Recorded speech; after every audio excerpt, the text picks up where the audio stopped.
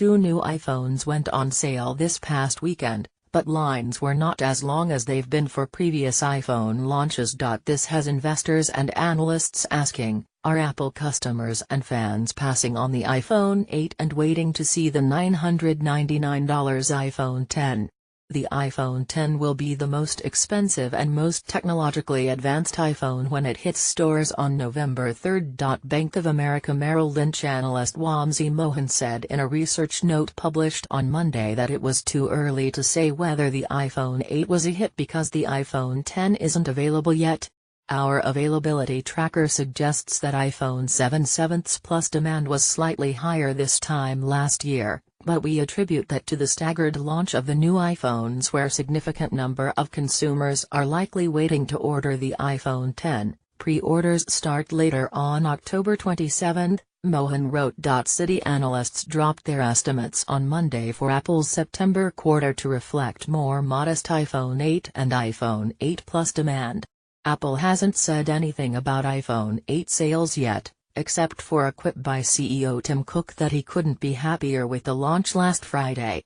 We've sold out of iPhone 8 and 8 Plus in some stores, but we've got good supply there, Cook said. Apple previously gave investors a big hint about how successful new iPhones are by putting out a press release with selected statistics after an iPhone launch weekend. But Apple discontinued the practice last year, and has shown no sign of bringing it back. Apple issued strong guidance for the September quarter, which will end up containing a few weeks of iPhone 8 sales. But part of Apple's aggressive $49 to $52 billion revenue forecast may be that it raised prices on the iPhone 8 and iPhone 8 Plus over what the iPhone 7 series cost when it first went on sale. The bottom line is that Apple is going to sell tens of millions of iPhones before the end of the year. It's just a question of what the mix of lower cost and higher cost iPhones is. The combination of possible iPhone 10 shortages and seemingly weak demand for the iPhone 8 means that Apple might turn in a disappointing quarter or two before iPhone 10 supply catches up to iPhone 10 demand and pushes the sales supercycle some analysts have been hoping for.